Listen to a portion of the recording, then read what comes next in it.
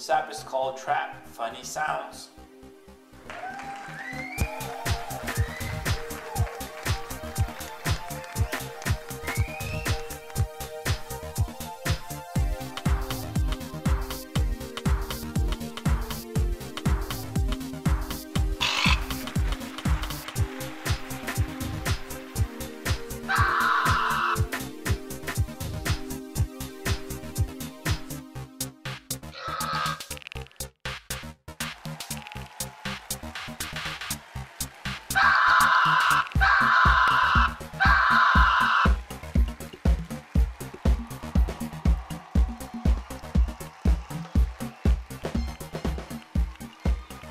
Choose the loop duration, you can choose the loop repeat count, and you can select whether the application should close after the next action.